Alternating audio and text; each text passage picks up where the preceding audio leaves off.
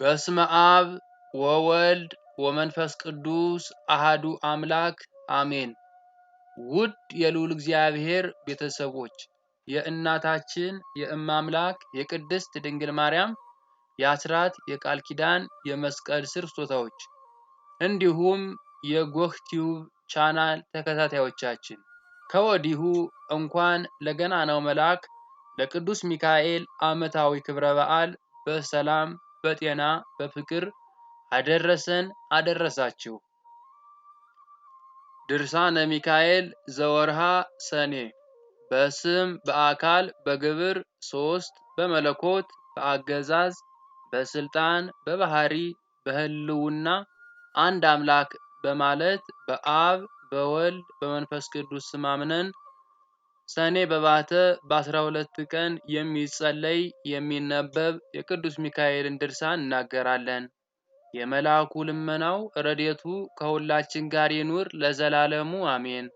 ይህ ድርሳን ቅዱስ ሚካኤልን እጅግ አድርጎ የሚወድ የአብያተ ክርስቲያናት ሁሉ ተቀዳሚ በኩር የምትሆን የአክሱም ጳጳስ ዮሐንስ የደረሰው ነው።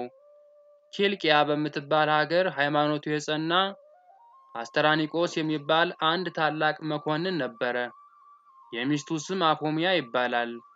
ሁለቱም እግዚአብሔርን የሚፈሩ የመላእክቱ ሁሉ አለቃ የሚሆን ቅዱስ ሚካኤልንም በፍጹም ልቦናቸው የሚወዱ ነበሩ። በየወሩ በቅዱስ ሚካኤል ስም ከገንዘባቸው እየከፈሉ ለነዳያን ይመጸውቱ ነበር። የበዓሉንም መታሰቢያ ያደርጉ ነበር። ከዚያ በኋላ ባሏ አስተራኒቆስ ታመመ። በዚህ ጊዜም ሚስቱ አፎሚያ እያዘነችና እያለቀሰች እንዲህ አለችው፣ ጌታዬ ሆይ የምነግርህ ነገር ስላለኝ በጽሞና ስማኝ። ይኸውም ሴት ባሏ በሞተ ጊዜ ቤተፈት ጋለሞታ ሴተኛ ዳሪ እንደምትሆንና የዕለት ምግቧንም ለማግኘት ልዩ ልዩ አይነት ፈተና እንደሚደርስባት አንተ ታውቃለህ። እንግዲህ አንተ ከዚህ ዓለም በሞት ተለይተህ ብቻዬን በምቀርበት ጊዜ ከሐዘኔ የሚያረጋጋኝ አባት እናት ወይም ተስፋ የሚሆነኝና የሚያጽናናኝ ልጅ የለኝም። ስለዚህ አሁን አንተ በሕይወት ሳለህ በመዓልትና በሌሊት ከሰይጣን ጠብ እንዲያድነኝ በስዕል ቤት አስቀምጬ እማጸንበት ዘንድ የመላእክት ሁሉ አለቃ የሚሆን የቅዱስ ሚካኤልን ስዕል ከእንጨት ታስቀርጽልኝ ዘንድ እጠይቅሃለሁ አለችው። አስተራኒቆስም ወደ እንጨት ጠራቢ መልእክተኛ ልኮ ከወይራ እንጨት ወይም ዕፀ ሕይወት የመላእክት አለቃ በሚሆን በቅዱስ ሚካኤል አምሳል ስዕል ቅረጽልኝ አለው። እንዲሁም ብላቴኖቹን የብርና የወርቅ አንጥረኛ ጥሩልኝ ብሎ አንጥረኛውም ከመጣ በኋላ በቅዱስ ሚካኤል አምሳል ከወርቅና ከብር የተሰራ ስዕል ሰርቶ ለአስተራኒቆስ ሰጠው። እሱም ለሚስቱ ለአፎሚያ ሰጣትና በስዕል ቤቷ ሰቅላ በክብር አስቀመጠችው። እንደተባለው ባሏ ሞቶ ነፍሱ ወደ ሰማይ ካረገች በኋላ ከዚህ ዓለም ተግባር በመራቅ በፍጹም ልቦናዋ የእግዚአብሔር ተገዥ ሆነች። በመዓልትና በሌሊትም በቅዱስ ሚካኤል ስዕል ፊት እየሰገደች የመላእክት ሁሉ አለቃ ቅዱስ ሚካኤል ሆይ ጠብቀኝ፣ ለሁልጊዜም ከኔ አትለይ፣ ይቅር ይለኝ ዘንድ ይምረኝ ዘንድ ወደ እግዚአብሔር ጸልይልኝ እያለች ጸልይ ጀመር። በጎ ስራዋን ከዕለት ወደ ዕለት ከፍ እያለ ሄደ። ለነዳያን ለችግረኞች ምጽዋትን መስጠትም የዕለት ተግባሯ አደረገች። ይህ በጎ ስራዋን የተመለከተ ሰይጣን በምቀኝነት ተነሳሳባት። በብዙ ብስጭትና ደም ፍላት በሴት ብላቴኖችና በሕፃናት የተመሰሉ በብዙ ሰራዊተ ሰይጣናት ታጅቦ ወደ እሷ መጥቶ በቤቷ አጥር ደጃፍ ተቀመጠ። ከዛም የምትራዳትን ገረዷን አፎሚያን ጥሪልኝ አላት። ገረዲቱም አፎሚያን ካለችበት ሄዳ ብዙ ሕፃናትን ያስከተሉ የሴት ባልቴቶች ከሁለተኛው በር ተቀምጧል አለቻት። ከዛም በኋላ አፎሚያ ማን ይሆን በማለት እየተጠራጠረች ወጣችና የመላእክት አለቃ የሚሆን የቅዱስ ሚካኤልን ስዕል ወዳለበት ቤቷ ይገባ ዘንድ ጋበዘችው። እንዲሁም በበሩ አጠገብ የተቀመጡትን አረጋውያን ሴቶች እናቶች ሆይ በረከታችሁ ረድኤታችሁ ይድረሰኝ፣ ረድኤታችሁ በረከታችሁ ይደርሰኝ ዘንድ ኑ ከቤት ግቡና ጸልዩልኝ። የመላእክት አለቃ የሚሆን የቅዱስ ሚካኤልን ስዕል ተሳለሙ። ጌታዬ አስተራኒቆስ ከመሞቱ አስቀድሞ ለሱ አደራ ሰጥቶኛልና አለቻቸው። ጌታዬ ከሞተ ወዲህ ግን ልጅም ቢሆን የወንድ ጾታ ያለው ሰው በቤቴ ገብቶ ስለማያውቅ ምናልባት መካከላችሁ ወንድ ቢኖር ከቤቴ እንዳትገቡ በእግዚአብሔር ስም አምላችኋለሁ አለቻቸው። በመበለት ተመስሎ የመጣ ዲያብሎስም ወደ ቤት እንገባ ዘንድ አንችልም፣ በአንቺም የጸሎት ቤት ተገኝተን ልንጸልይ አይገባንም፣ ወደ አንቺ ከመምጣታችን አስቀድሞ ስለ አንቺም ስለ እኛም ባለንበት ቦታ ጸልየናልና አላት። ነገር ግን እኔ የምነግርሽን የማሰሚ ከሆነ ይህ ሁሉ ጾምና ጸሎትሽ ምን ይጠቅምሻል? ከጾምና ጸሎትሽ ብዛት የተነሳ ካለ ዕድሜሽ ትሞቻለሽ። ስለ ስንቱስ ችግረኛና ድሃ ነው ገንዘብሽን የምትሰጪው? ይህ አድራጎት ከመሞትሽ በፊት ከድህነት ላይ ስለሚጥልሽ የሚቀብርሽ እንኳን አታገኝም። እንዲሁም ደግሞ ባሌ ወይም ጌታዬ ከሞተ ወዲህ የወንድነት ጾታ ያለው ሰው ከቤቴ ገብቶ አያውቅም ትያለሽ። ነገር ግን መጽሐፍ እንደተናገረ ባል የሌላት ሴት ሁሉ በቤቷ ረድኤት በረከት የለም፣ በሕይወት የመኖር ተስፋዋ የመነነ ነው አላት። ዳግመኛም የምነግርሽም በጥሞና አዳምጪኝ። አስቀድሞ እግዚአብሔር ቅዱሳንን አዳምና ሔዋንን ወንድና ሴት አድርጎ ፈጠራቸው። ይህንን ልነግርሽ የመጣሁት የአንቺ ፍቅር አክብሬና ስለምወድሽ አይደለምን? እህቴ ሆይ አንቺ በዚህ ዓለም በሞት በተለየሽ ጊዜ የሚቀብርሽና ገንዘብሽን የሚወርስ እንዲሁም ስምሽን የሚያስጠራና መታሰቢያሽን የሚያደርግ ልጅ ሳይኖርሽ በዚህ አይነት እንዴት ለመኖር ትችያለሽ? እነሆ አኖሬዎስ የተባለ ሰው ጠላቶቹ መንግስቱን ሊገለብጡና ሊቀሙት በተነሱበት ጊዜ በዛው ዘመን ሚስቱ ስለመሞቷ አውቃለሁ። ዛሬም እነሆ እሱ ሚስት ሲያደርግሽ ይፈልጋል። አፎሚያ ሆይ እንደኔ ሐሳብ ቢሆን እሱን ብታገቢ መልካም ነው። ምክንያቱም ብዙ የወርቅና የብር ጥሎሽ ጥሎ አንቺን እንደሚያገባ ከሱም ጋር በመንግስቱ ሁሉ ንግስት ሆነሽ እንድትኖሪ ወደ አንቺ ልኮኛልና አላት። አፎሚያም ለዲያብሎስ እንዲህ ስትል መለሰችለት፣ አባቴ ሆይ የጫንከው ቆብ መልካም ነበር፣ ነገር ግን አነጋግርህ መልካም አይደለም እንጂ የከፋና የሚያስቆጣ ነው። አትጹሙ፣ አትጸልዩ፣ ለነዳያን ለምስኪን ምጽዋትም አትስጡ፣ አባት እናት ለሌላቸው ድሃ አደግ ልጆች እርዳታ አታድርጉ ብሎ የተናገረ መጽሐፍ የትኛው ነው? ሁለተኛስ ባል አግቢ እያልህ የምትመክረኝ ሴት ባሏ ከሞተ በኋላ ሌላ ባል እንድታገባ ወንድም ሚስትም ከሞተች በኋላ ሌላ እንዲያገባ አንተ የሰራኸው ነው ወይስ ከመጽሐፍ ያገኘኸው? ከቶ በዚህ ሁሉ ልነግርህ ልታስተኝ ትሞክራለህን? እኛስ ነቢዩ ዮናስ ታላቂቱ ሀገር ነነዌ እስከ 3 ቀን ትጠፋለች ሲል እግዚአብሔር አዟል ብሎ እንዳስተማራቸው ሰምተናል። የነነዌ ንጉሥ ይህንን ሰምቶ ሕዝቡን ንስሐ እንዲገቡ፣ ጾም እንዲጾሙ፣ ጸሎት እንዲያደርጉ፣ ምህላ እንዲይዙ ባዘዘ ጊዜ ሕዝቡ እንደ ትእዛዙም ስለጾሙ እግዚአብሔር ሕዝቡን ይቅር አለ። ነነዌም ከጥፋት ዳነች። ሐዋርያው ቅዱስ ጳውሎስም በየጊዜው ንስሐ ግቡ፣ ጹሙ፣ ጸልዩ እያለ አስተምሮናል። እንዲሁም ጌታችን አምላካችን መድኃኒታችን ኢየሱስ ክርስቶስ አንድ ባለጸጋ መጥቶ መምህር ሆይ ምን ሰርቼ መንግሥተ ሰማያትን ልወርስ እችላለሁ ብሎ ቢጠይቀው ሄደህ ያለህን ሀብት ሽጥና ለድሃ ስጥ፣ ይህንንም ካደረግክ በኋላ መጥተህ ተከተለኝ እንዳለው በመጽሐፍ ቅዱስ ወንጌል ተናግሯል። ታዲያ እንዴት አንተ ሌላ ባል አግቢ ብለህ ትመክረኛለህ? እኔ ግን የማውቀውን ልንገርህ። እርግብ ባሏ ከሞተ በኋላ ከሌሎች አዕዋፋት ጋር አትገናኝም፣ በጥፍሯም ምላሷን ትሰነጥቃለች። ሌላ ወፍ እንኳን ቢቀርባት ቢፈልግ በታላቅ ጩኸት ጓደኞቿን ጠርታ ሁሉም ተረዳድተው ይገድሉት የለምን?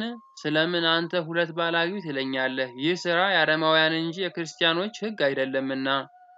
አንተ እርኩስ ጠላቶቹ መንግስቱን ለመቀማት ሀገሩን ለመውረር እሱንም ሊገድሉት የተነሱበትን አኖሬዎስን ይህንን አይነት እንደማይሰራ እኔ አስቀድሜ አውቀዋለሁ። አሁንም የመላእክት ሁሉ አለቃ የሚሆን የቅዱስ ሚካኤልን ስዕል ትሳለም ዘንድ አመጣልሃለሁ ብላ ወደ ስዕል ቤቱ ፈጥና ገባችና የቅዱስ ሚካኤልን ስዕል አሳየችው። ያም ሰው ቅዱስ ሚካኤልን ስዕል ባየ ጊዜ እንደ አሞራ ክንፍ አውጥቶ ከሰራዊቱ ጋር በረረ።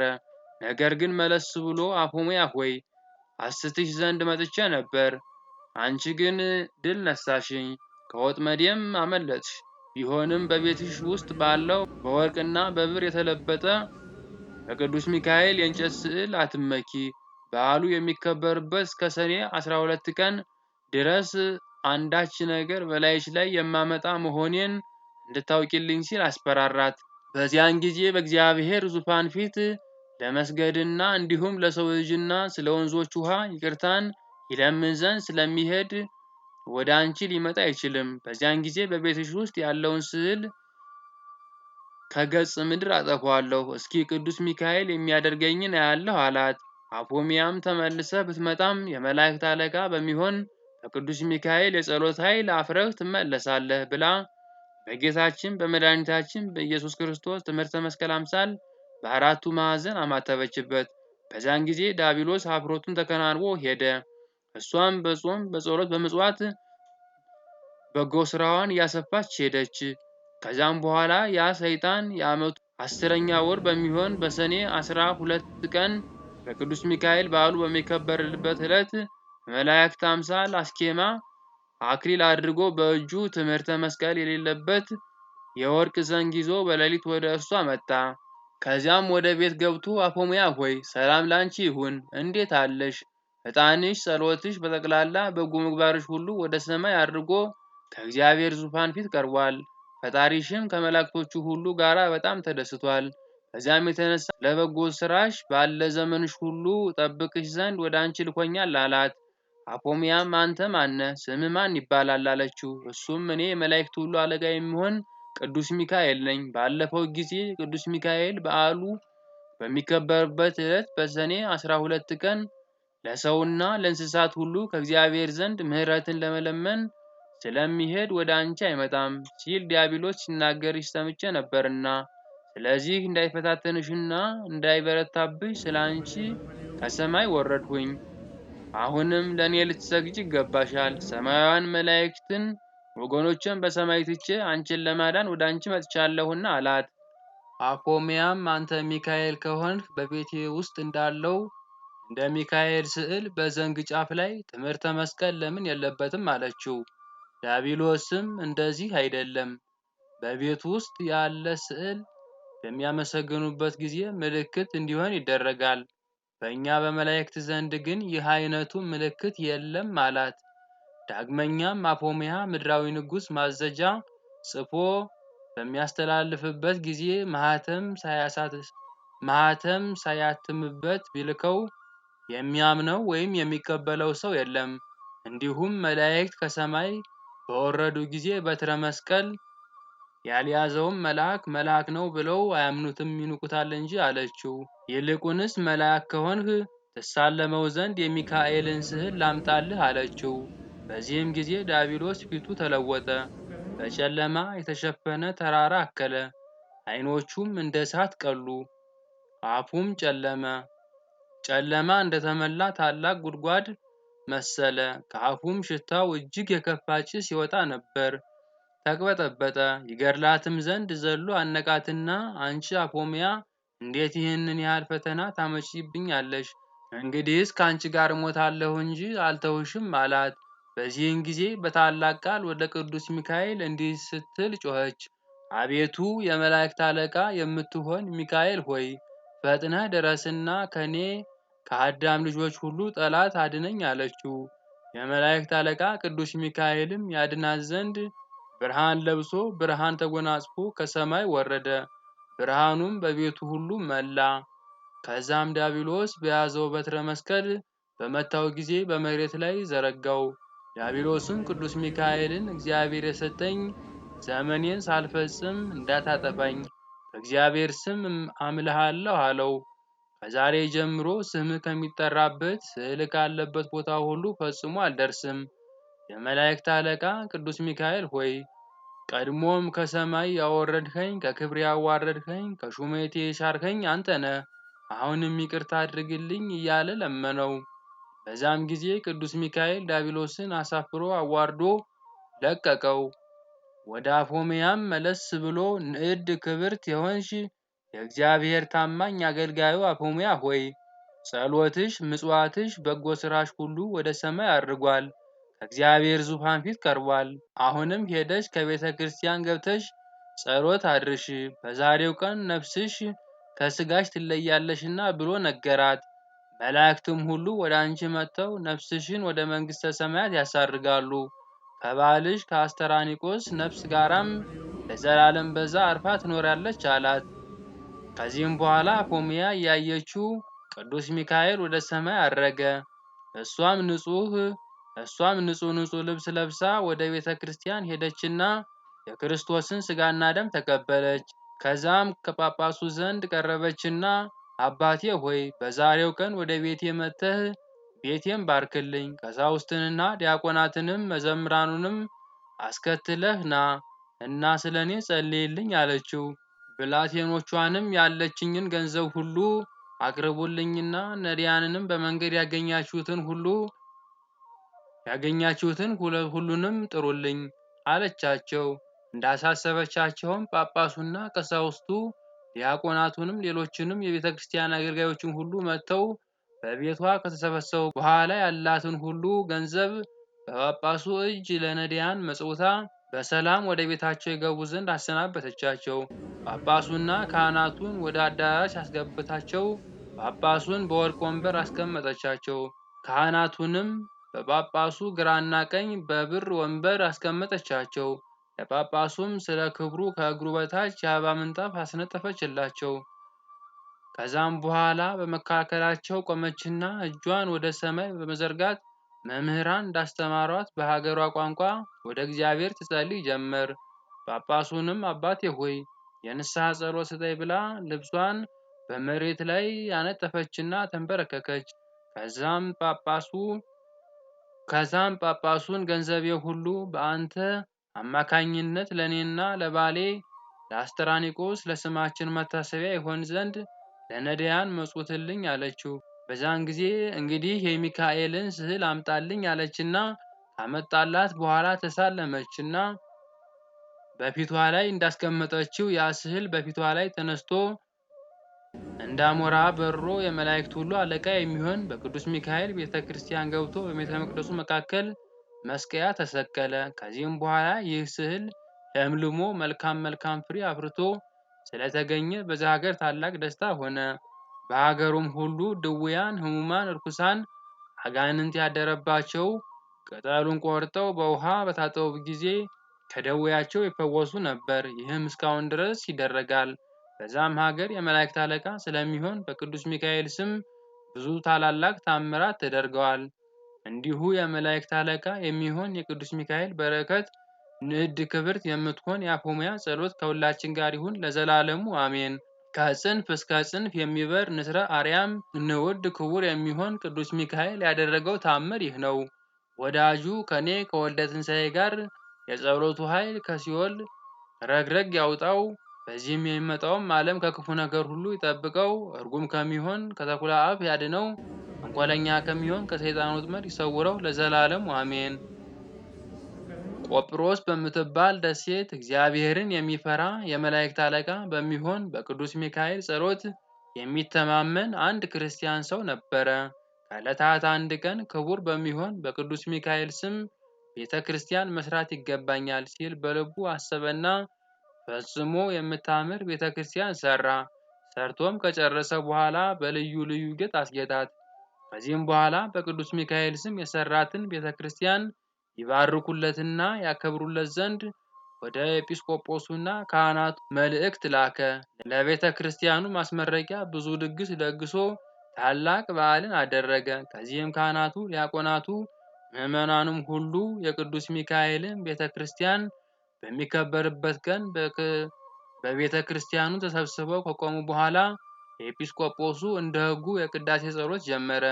በዚያም ሀገር ጋኔን ያደረበት አንድ አይሁዳዊ ሰው ነበርና እርሱም መላ አካላቱ በለምጽ ወጥቶበት የሚጨነቅ ጥርሱን እያፋጨ የሚሰቃይ በጽኑ ደዌ የተያዘ ነበር። ከደዌውም ጽናት የተነሳ ሰውነቱ ሁሉ እንደ ድንጋይ ደርቆ ነበር። የመላእክት አለቃ የቅዱስ ሚካኤል ቤተ ክርስቲያን የሚባረክበትና የሚቀደስበት ቀን እንደደረሰ በሰማ ጊዜ ከመኝታው ተነስቶ ልብሱን በመልበስ ፍጹም ክርስቲያን መስሎ ከቤተ ክርስቲያን ገብቶ ከሕዝቡ ጋር ቆመ።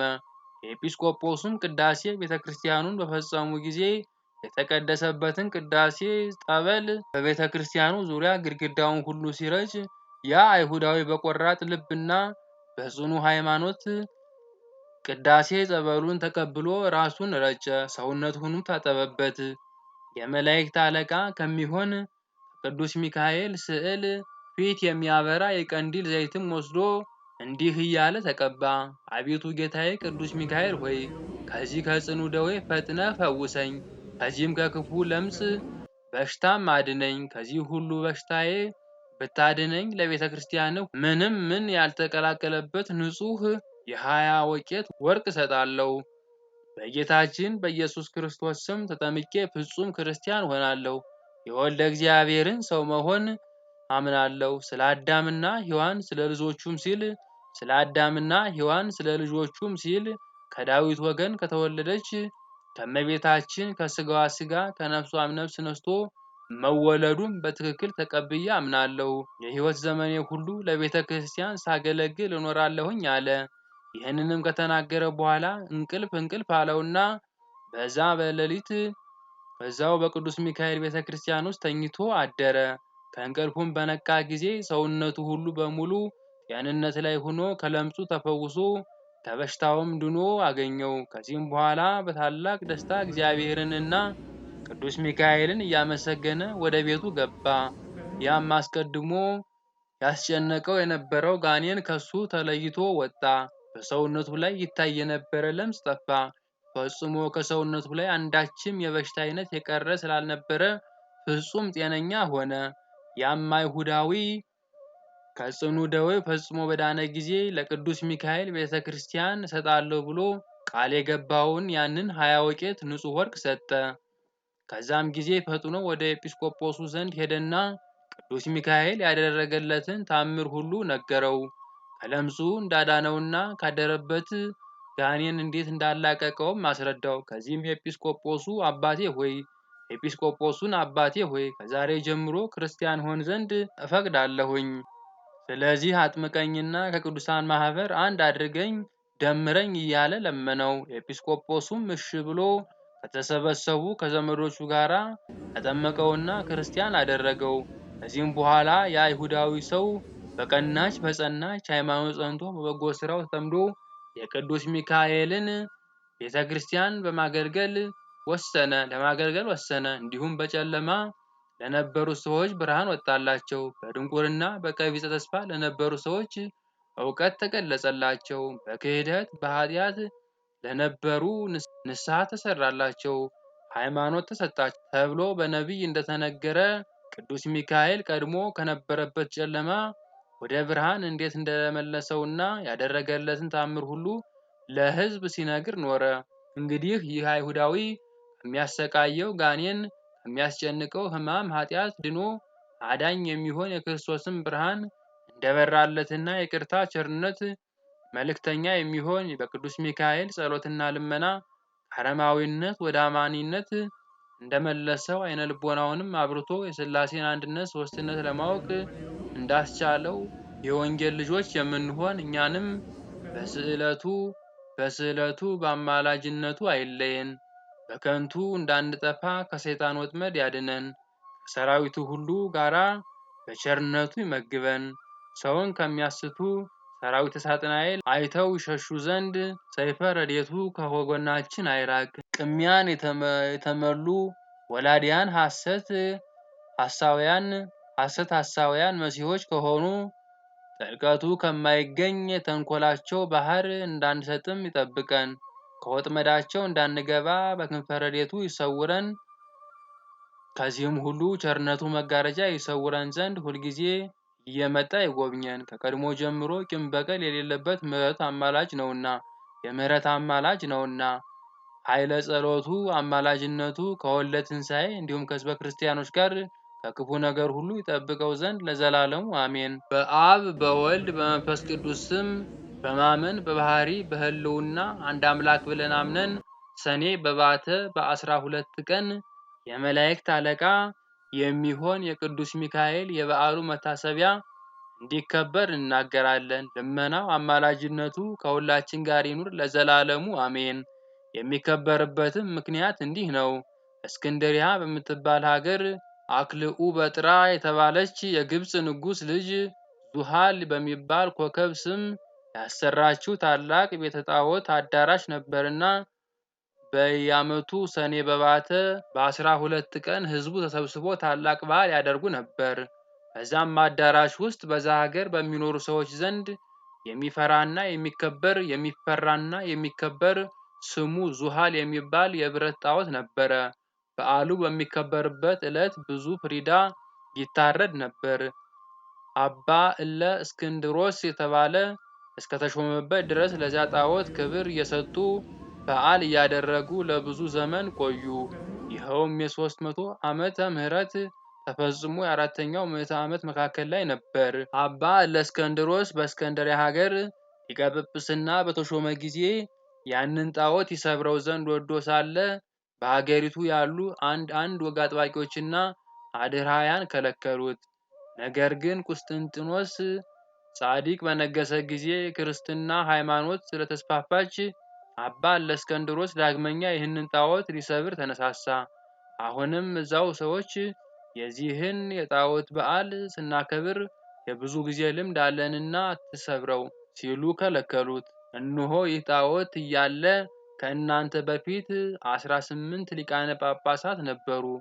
ነገር ግን ልማዳችንን ሳይለውጡ በሱም ላይ አንዳችም ተቃውሞ ሳያደርጉ አልፈዋል አሉት። አባ እለእስክንድሮስ ግን ይህንን ጣዖት የሚያጠፋ እንጂ የሚያለማ ወይም የማይጠቅም አለመሆኑን መልሶ መላልሶ ነገራቸው። ብዙ ማስረጃም አቀረበላቸው። እርሱም የሚያከብር ሁሉ ሰይጣናትን እንደሚያመልክ ሆኖ መቆጠሩን ገለጸላቸው። ዳግመኛም አባ እለእስክንድሮስ እንዲህ አላቸው። ምክሬን ብትሰሙ ሐሳቤን ብትቀበሉ ይህንን በዓል ቀድሞ እንደነበረ አድርጌ እሰራላችኋለሁ። ነገር ግን ይህንን ጣዖት ሰብረን ምኩራቡን ባርከን ቀድሰን ቤተክርስቲያን ሰርተን ክቡር በሚሆን በቅዱስ ሚካኤል ስም ሰይመን ታላቅ በዓል እናደርግለታለን። መስዋዕቱንም ሁሉ በልዑል እግዚአብሔር ይሆናል። የሚታረዱትም በጎች፣ ሰንጋዎች ለችግረኞችና ለጦም አዳሪዎችና ለአንካሶች መስጠት አለባቸው። ስለዚህም ክብር ምስጋና ይግባውና ከጌታችን ከኢየሱስ ክርስቶስ ዘንድ ክቡር የሚሆን ቅዱስ ሚካኤል ክብር ይሰጣችኋል አላቸው። እነርሱም ይህንን በጎ ምክር ደስ ስላሰኛቸው ትእዛዙንም በመቀበል የመላእክት አለቃ በሚሆን በቅዱስ ሚካኤል ስም ቤተ ክርስቲያን ሰሩ። ያችን ቤተ ክርስቲያን በእስክንድርያ ሀገር የታወቀችና ታላቅ ስመጥር ገዳም ሆነች። ከግብፅ ሀገር እስላሞች እስከነገሱ ድረስ ብዙ ዘመን ኖረች። ከነገሱ በኋላ ግን ያችን ቤተ ክርስቲያን አፍርሷታል። ይህንን በዓል ከተሰራ ጀምሮ እስከፈረሰበት ቀን ድረስ ንዑድ ክቡር የሚሆን የቅዱስ ሚካኤል በዓል የሀገሩ ሰዎች ሁሉ እየተሰበሰቡ ያከብሩት ነበር። ከእነርሱም መካከል እግዚአብሔርን እጅግ አድርጎ የሚፈራ በወር በገባ በ12 ቀን የቅዱስ ሚካኤልን ዝክር የሚዘክርና ይልቁንም በኅዳር 12 እና በሰኔ 12 ቀን በታላቅ ክብር የሚያከብር አንድ ሰው ነበር። ስለዚህ እግዚአብሔርን ለሚፈራ ሰውም ርኅራኄ የሌለው በሱም ላይ ጥላቻ ያደረገበት ባለጸጋ ጎረቤት ነበረው። ቅዱስ ሚካኤልም በዓል በሚያከብርበት ጊዜ ሁሉ ይዘብትበት እና ይሳለቅበት ነበር። ይህ እግዚአብሔርን የሚፈራው ሰውዬ በዚህ አይነት በጎ ስራ ብዙ ጊዜ ከኖረ በኋላ ከዚህ ዓለም ድካም ያርፍ ዘንድ የሞት ጊዜ ቀረበ።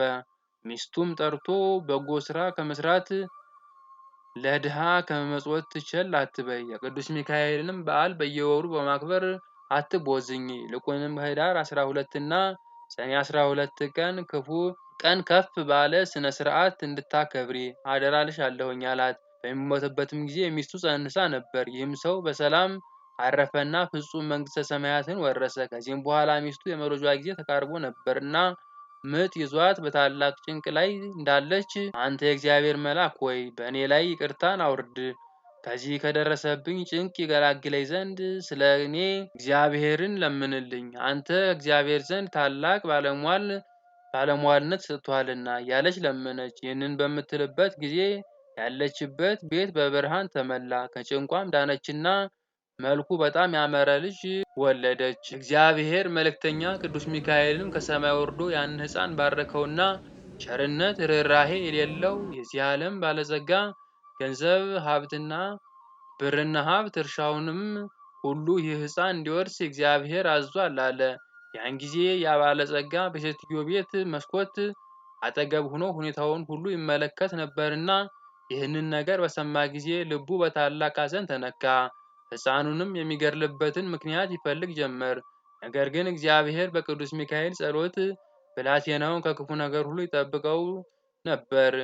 ብላቴናውም 10 ዓመት በሆነው ጊዜ እናቱ በጣም ችግር ጸናባት። በዚህም ጊዜ እምነት የጎደለው ያ ባለጸጋ አንቺ ችግረኛ ስለሆንሽ ላከኝ ያገለግለኝ ዘንድ ልጅሽን ስጭኝና ምግቡንና ልብሱን ምንም ሳይጎድል ተንከባክቤ አኖረዋለሁ። ለአንቺም 20 ወቄት ወርቅ ሰጥሻለሁኝ አላት። ይህንንም ባላት ጊዜ ስለ ችግሯ በጣም በመደሰት ልጇንም ሰጠችው። 20ውንም ወቄት ወርቅ ተቀበለች። ብላቴናውንም በወሰደ ጊዜ እንዲህ ሐሳቤ ሁሉ ዛሬ ተፈጸመልኝ እያለ በጣም ተደሰተ። ከዚህም በኋላ በልጁ ቁመት ልክ ሳጥን አሰርቶ ሕፃኑን በሳጥኑ ውስጥ አግብቶ ከቶ በላዩ ቆለፈበትና ሳጥኑንም ወስዶ ከባህር ጨመረው። እንዲሁም የሳጥኑን ቁልፍ መክፈቻ አብሮ ወረወረው። ነገር ግን በእግዚአብሔር ፈቃድ ያ ሳጥን ሳይሰጥም በባህሩ ላይ የተንሳፈፈ ከዛ ሀገር ርቃ ወደምትገኝ የባህር ወደብ ደረሰ። በባህሩ አካባቢ በጎቹን አሰማርቶ የሚጠብቅ አንድ ሰው ነበርና ያንን ሳጥን ባየው ጊዜ በባህሩ አወጣና ወደ ቤቱ ወሰደው። ቤቱም በደረሰ ጊዜ ይህንን ሳጥን በምን ከፍተዋለሁ እያለ ሲያወጣ ሲያወርድ መልሶ ወደ ባህር ይሄድ ዘንድ እግዚአብሔር አሳሰበው።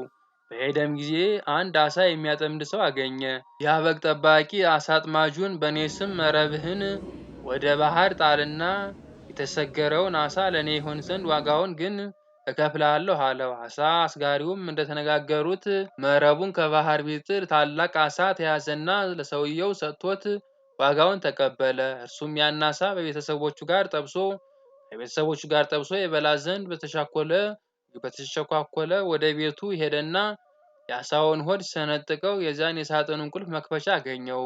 በዚህም ጊዜ ይህ መክፈቻ የዚህን ሳጥን ቁልፍ መክፈቻ መሆን አለበት ሲል አሰበና ቁልፉን ለመክፈት ቢሞክር ወለል ብሎ ተከፈተ። በዚህም እየተደነቀ ሳለ ሳጥኑን ቢከፍተው ያ ባለጸጋ ሊገድለው ያሰበው ሕፃን በሳጥኑ ውስጥ አገኘው። ባገኘውም ጊዜ እጅግ ተደስቶ ባህር ውስጥ ስላገኘው ስሙን ባህራን ብሎ ሰየመውና እንደ ልጁ አድርጎ ይንከባከበው ዘንድ ወሰነ። ከባህራን ሀገር የበግ ጠባቂው አገር የ10 ቀን ጎዳና የሚያስኬድ ርቀት ነበረው። ከብዙ ዓመታት በኋላ ያ ባለጸጋ ሰው ለንግድ ከሀገር ወጣ። በጉዞውም ላይ ሳለ ፀሐይ ስትገባ ከዚያን የበግ ጠባቂው ዘንድ ደረሰ። በግ ጠባቂውም ወንድሜ ሆይ በአንተ ዘንድ የማድርበት ቢኖር ታሳድረኝ ዘንድ እለምንሃለሁ፣ ኪራዬንም እከፍልሃለሁ ብሎ ጠየቀውና ያ በግ ጠባቂ ወደ ቤቱ አስገባው። ባለጸጋውም ገብቶ ጥቂት ካረፈ በኋላ በግ ጠባቂውን ብላቴና ባህራን ብሎ ሲጠራው በሰማ ጊዜ ልጅህ ነውን ብሎ ጠየቀው። በግ ጠባቂውም አዎን፣ ይህ አሁን ጎልማሳ ሆኖ የምታየው ወጣት ገና ሕፃን ሆኖ ሳለ በሳጥን ተከቶ ከባህር ውስጥ ተጥሎ አግኝቼዋለሁ፣ ወስጄ አሳድጌዋለሁና ልጄ ነው አለው። ባለጸጋውም ይህንን ነገር በሰማ ጊዜ ፈጽሞ ደነገጠ። ይገድለውም ዘንድ ፈልጎ ባህር ውስጥ የጣለው ሕፃን መሆኑን አወቀ። በነጋውም መንገዱን ለመሄድ ሲዘጋጅ ልዩ ልዩ ምክንያት ሰይጣናዊ ሐሳብ በመፍጠር በግ ጠባቂውን ወንድሜ ሆይ አንድ የማስቸግርህ ጉዳይ አለኝ። ይኸውም በቤቴ የረሳሁት ነገር ስላለ እገሊት ወደምትባል ሀገር ሄዶ መልእክት ያደርስልኝ ዘንድ ይህንን ብላቴና እንድትሰጠኝ ነው። የድካሙንም ዋጋ 20 ወቄት ወርቅ እከፍልሃለሁ አለው። ያን በግ ጠባቂ ስለ ወርቁ ስጦታ ደስ በመሰኘት ያን ጎልማሳ ጠርቶ ልጄ ባህራን ሆይ ይህ ክቡር ሰው ስለ ሥራ ጉዳይ በቤቱ ሊልክህ ይፈልጋልና መልእክቱን አድርስለት፣ እግዚአብሔር በሰላም ያግባ ሲል ጠየቀው። ልጁም እሺ መልካም ነው አባቴ ሆይ ያዘዝከኝ ሁሉ ለመፈጸም ዝግጁ ነኝ አለው። ከዚህም በኋላ ያ ባለጸጋ ይህችን የመልእክት ደብዳቤ ይዞ ወደ አንተ የመጣውን ስሙ ባህራን የተባለውን መልእክቷ በደረሰችበት ጊዜ ፈጥነህ ግደለው፣ ገድለህም ሬሳውን ከጉድጓድ ጣለው። እኔ በሰላም ተመልሼ እስክመጣ ድረስ ማን ይህንን ምስጢር አይወቅ የሚል ጽሑፍ ለሹመት ጽፎ አዘጋጀው። ለሹሙ ጽፎ አዘጋጀ። እንዲህም በሹሙና በሱ መካከል የሚተዋወቁበትን ማኅተም በደብዳቤ ላይ አትሞ ለባህራን ሰጠው። ለመንገዱም የሚሆን ስንቅ ሰጥቶ ላከው። እሱም መልእክቱን ለማድረስ በሚጓዝበት ጊዜ ከቦታው ለመድረስ የአንዲት ቀን መንገድ ሲቀረው እነሆ ክቡር የሚሆን የመላእክት አለቃ ቅዱስ ሚካኤል በንጉሥ ጭፍራ አምሳል በፈረሱም ተቀምጦ ወደሱ ደረሰና ወዴት እንደሚሄድ ጠየቀው። ባህራንም ከአንድ ባለጸጋ ሰው የተጻፈ ደብዳቤ ይዤ እሱን ለማድረስ ገሊት ወደምትባል ሀገር እየሄድሁ ነው አለው። ንዑድ ክቡር የሚሆን ቅዱስ ሚካኤልም እስኪ የመልእክቱን ደብዳቤ አሳየኝ ባለው ጊዜ ከግርማው የተነሳ ፈርቶ ሰጠው። መልአኩም ደብዳቤው ላይ የጻፈውን መልእክተ ሞት ደምስሶ ከእኔ ከባለጸጋ እገሌ ተጻፈ ይልና ይህንን መልእክት ይዞ ለመጣ ሰው ገሊት የምትባሏን ልጄን አጋቡት፣ ዳሩለት። በዱር የተሰማሩትን ከብቴን፣ በቤት ያለውን ሀብቴን፣ በጠቅላላው የሚንቀሳቀሰውና የማይንቀሳቀሰውን ንብረቴን በሙሉ አውርሼዋለሁ። እኔ እስክመጣ ድረስ አትጠብቁት። በሄድሁበት ሀገር የምቆይበት ጉዳይ አለኝና በቤቴና በንብረቴ ላይ ሙሉ ስልጣን ሰጥቻችኋለሁና የወደደውን ያደርግ ዘንድ አትከልክሉት። ስለዚህም በእኔና በአንተ መካከል የምንተዋወቅበትን ምልክት አድርጌበታለሁ የሚል ጽሑፍ ጽፎ ሰጠውና ከእንግዲህ ወደ ባለጸጋው ቤት ሂድና ይህንን መልእክት አድርስ። ነገሩ እንዳይገለጽብህ ከኔ ጋራ መገናኘትንና የመልእክቱንም ጽሑፍ እንደለወጥኩልህ ለማንም አትንገር ሲል አስጠነቀቀው። ባህራንም እሺ ጌታዬ እንዳዘዝከኝ አደርጋለሁ ብሎ ጉዞውን ቀጠለና የዚያን የባለጸጋ ቤት እየጠየቀ ከደረሰ በኋላ ደብዳቤውን ለሹሙ ሰጠው። ያም ሹም ደብዳቤውን ተቀብሎ ሲያነብ የታተመበት ማኅተም እውነተኛ መሆኑን ካረጋገጠ በኋላ እግዚአብሔር እንዳዘዘው በቤተ ክርስቲያን ደንብ የባለጸጋውን ልጅ በተክሊል አጋባው። የሰርጉንም በዓል እስከ 40 ቀን ድረስ በታላቅ ደስታ አከበሩ። ከሰርጉም በዓል ፍጻሜ በኋላ ያ ባለጸጋ ሰው ከሄደበት ሀገር ወደ ሀገሩ ተመልሶ ገባና በቤቱ አካባቢ ሲደርስ የደስታና የዘፈን ድምፅ ስለሰማ ይህ የምሰማው ድምፅ ምንድን ነው ሲል ጠየቀ። ሰዎቹም ባህራን የተባለ ጎበዝ ካንተ ዘንድ ልጄን ዳሩለት የሚል ትእዛዝ አምጥቶ ልጅህን አግብቶ በሰርጉ ምክንያት ይዘፍናሉ፣ ይደሰታሉ። እነሆ እየበሉና እየጠጡ በቀንና በሌሊት እየዘፈኑ ሲደሰቱ 40 ቀን ሆኗቸዋል። በመልእክትህም እንዳዘዝከው ገንዘብህንና የወንድና የሴት ባሪያዎችህን በጠቅላላው የሚንቀሳቀስና የማይንቀሳቀስ ንብረትህን ሁሉ በሙሉ አስረክበውታል አሉት። ያም ባለጸጋ ይህንን ቃል በሰማ ጊዜ ከድንጋጤው የተነሳ በታላቅ ቃል በመጮህ ከመሬት ላይ ተንኮስኩሶ ሞተና ነፍሱን አጋንንት ተረክበው ወደ ሲኦል አወረዷት። ከዚህም በኋላ ባህራን የተባለ ያጎልማሳ ንዑድ ክቡር የሚሆን የቅዱስ ሚካኤልን በዓል በየወሩ እያከበረ ዝክሩንም እየዘከረ ይኖር ጀመረ። በዚህም ጊዜ በጉዞ ላይ ሳለ ተገልጾለት የሞትን መሃል መልእክት ወደ ሕይወት የለወጠለት ቅዱስ ሚካኤል እንደሆነ አወቀ፣ ተረዳም። ስለዚህም ንዑድ ክቡር የሚሆን የቅዱስ ሚካኤልንም ስም ያማረች የተዋበች ቤተክርስቲያን ሰራ። ስዕሉንም አሰርቶ በውስጧ ካስቀመጠ በኋላ ሕሙማንና ድውያን በመፈወስ በስዕሉ ልዩ ልዩ ታምራት ተደረጉ። ባህራንም በዚህች ቤተክርስቲያን ላይ የማዕረገ ቅስናን ተሹሞ እስከ ዕለተ ሞቱ ድረስ የመላእክት አለቃ ቅዱስ ሚካኤልን ሲያገለግል ኖረ። እሱ አባቱና እናቱ ልጆቹና ቤተሰቦቹ ሁሉ ስለሱ በቅዱስ ሚካኤል ጸሎትና ልመና የዘላለም ሕይወት ያለበት ፍጹም መንግሥተ ሰማያትን ወረሱ። በዚያች እግዚአብሔር ወልድ ከሙታን ተለይቶ በተነሳበት ዕለት ቅዱስ ሚካኤል በእግዚአብሔር ዙፋን ፊት እየሰገደ እንዲህ እያለ ይማልዳል። አቤቱ ፈጣሪዬ ሆይ በምድር ላይ ስሜን የሚጠሩትን የመታሰቢያዋን ዝክር የሚዘክሩትን ትምርልኝ ዘንድ እኔ አገልጋይህን መልእክተኛህን እለምናለሁ። ቸርነትህና ይቅርታህን ምሻለሁ። እውነት ስለሚሆን መሐላህ አንተ ይቅር ባይ ነህና። ክብር ምስጋና ይግባውና እግዚአብሔርም እንዲህ ሲል ይመልስለታል። የመላእክት አለቃ ቅዱስ ሚካኤል ሆይ በሰማይ ያሉ መላእክት ይለምኑሃል። እኔም እሳታውያን በሚሆኑ ክንፎችህ የታቀፍህ 3 ጊዜ ከሲኦል ነፍሳትን ታወጣ ዘንድ አዝሃለሁ። ሁሉን ለማድረግ እንድትችል ስልጣን ሰጥቻለሁና አለው። የመላእክት አለቃ ቅዱስ ሚካኤልም ይህንን ቸርነት ቃል በሰማ ጊዜ እጅግ ተደሰተ። እንዳዘዘውም በምድር ላይ መታሰቢያውን የሚያደርገውንም ነፍሳትን 3 ጊዜ በክንፉ የታቀፈ አውጥቶ ባህር እሳትን አሻገራቸው።